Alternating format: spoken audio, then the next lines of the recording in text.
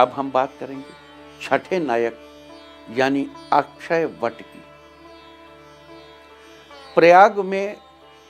प्रयाग नायक अक्षय वट संगम के पास स्थित एक प्राचीन बरगद का वृक्ष है, जिसे प्रलय काल में भी नष्ट न होने वाला माना गया है।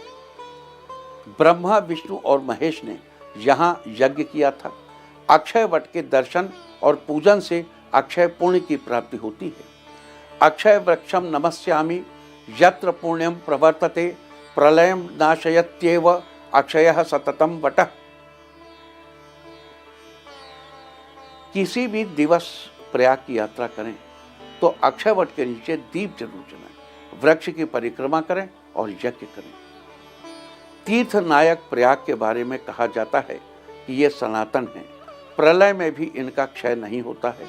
यहाँ ब्रह्मा, विष्णु और महेश शिव ने यज्ञ किया था और ये स्थान अक्षय पुण्य की प्राप्ति के लिए प्रसिद्ध है।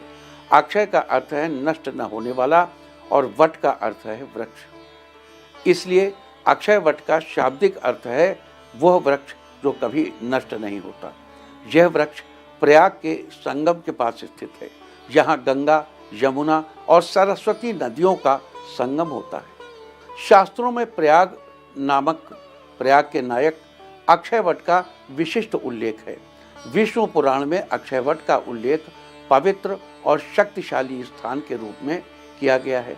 यहाँ पर बताया गया है कि ब्रह्मा, विष्णु और महेश ने इस स्थल पर यज्ञ किया था और इस स्थान को पुण्य की प्राप्ति के लिए आदर्श माना गया है। स्कंद पुराण में भी अक्षय वट का विशेष महत्व है, जहाँ इसे अक्षय पुण्य का स्रोत माना गया है। इसके दर्शन और पूजन से व्यक्ति को असीम पुण्य की प्राप्ति होती है। इसके दर्शन करने से मनुष्य की आत्मा के समस्त पापों का नाश होता है। रामायण में भी अक्षय वट के महत्व का वर्णन किया गया है, जहाँ पर इस स्थान को भगवान राम और उनके अनुयायी भी पवित्र मानते थे। यहाँ पर धर्म, आस्था और पुण्य की प्राप्ति का विशेष स्थान है। महाभारत में भी अक्षय वट के महत्व का उल्लेख मिलता है, जहाँ इसे धर्म की स्थिरता और आशीर्वाद का प्रतीक माना गया है। अक्षय वट के दर्शन और पूजन से अक्षय पुण्य की प्राप्ति होती है और यह व्यक्ति के जीवन में धर्म, समृद्धि और शांति का कारण बनता है। प्रयाग के इस नायक अक्षय वट के दर्शन और पूजन के दौरान कुछ विशेष विधियां और मंत्रों का जप किया जाता है। इस पूजा का उद्देश्य व्यक्ति के जीवन में शांति, समृद्धि और भौतिक तथा आध्यात्मिक उन्नति को प्राप्त करना होता है। अक्षय वट की पूजा के दौरान दुग्ध से अभिषेक और पुष्पों से वृक्ष को सजाया जाना ये विशेष कार्य है, यानी दूध से इस वृक्ष का अभिषेक करना चाहिए और फूलों से इसे सजाना चाहिए। अक्षय वट शाश्वत आध्यात्म और धर्म की निरंतरता का प्रतीक है। कुंभ के अन्य नायकों में एक हैं सप्तम नायक हैं भगवान शेष। तीर्थराज प्रयाग के सप्तम नायक शेष भगवान का धार्मिक, सांस्कृतिक और आध्यात्मिक दृष्टि से अत्यंत महत्व है। शेषनाग जो भगवान विष्णु के शयन स्थल के रूप में प्रसिद्ध हैं, उनकी पूजा का विशेष महत्व है। माना जाता है कि शेषनाग के फन पर पृथ्वी टिकी हुई है और इस मान्यता ने इस स्थान की महिमा को और भी बढ़ा दिया है। प्रयाग के संगम क्षेत्र में स्थित शेष भगवान का पूजन न केवल आध्यात्मिक शांति और स्थिरता प्रदान करता है, बल्कि यह संतुलन और समृद्धि का भी प्रतीक माना जाता है। शेष भगवान के दर्शन से जीवन में स्थिरता और मानसिक शांति की प्राप्ति होती है। शेष भगवान का शास्त्रों में उल्लेख बड़ा महत्वपूर्ण है। शेषनाग के बारे में कहा जाता है कि वे भगवान विष्णु के सहायक के रूप में कार्य करते हैं और भगवान के शयन यानी आश्रय का मुख्य आधार होते हैं। शास्त्रों में ये बताया गया है कि शेषनाग के फन पर पृथ्वी स्थित है और ये प्रतीत है कि इस धरती का संतुलन शेषनाग के संरक्षण में बना हुआ है। ये मान्यता है कि तीर्थराज प्रयाग के सप्तम नायक शेष भगवान के पवित्र स्थान को और भी अधिक महत्व देती है।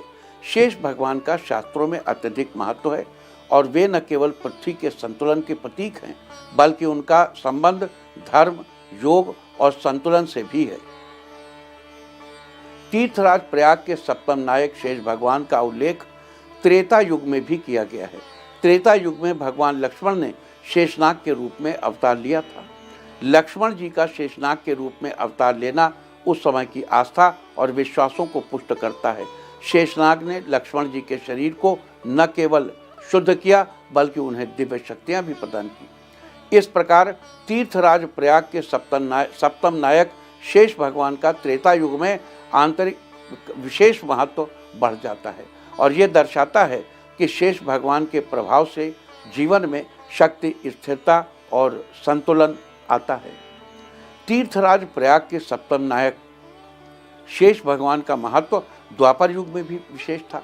द्वापर युग में भगवान बलराम का शेष अवतार था। बलराम जो भगवान श्री कृष्ण के भाई थे, उन्हें शेषनाग के रूप में पूजने का महत्व बताया गया है। वे शेष भगवान के अवतार थे और उनके माध्यम से पृथ्वी पर संतुलन और स्थिरता बनी रहती थी। द्वापर युग में बलराम ने शेष भगवान के रूप में प्रकट होकर न केवल अपनी दिव्य शक्ति का प्रदर्शन किया बल्कि समाज के लिए एक आदर्श भी स्थापित किया। शेष भगवान के रूप में बलराम का अवतार जीवन में सत्य, धर्म और संतुलन के महत्वपूर्ण सिद्धांतों का पालन करने का संदेश देता है।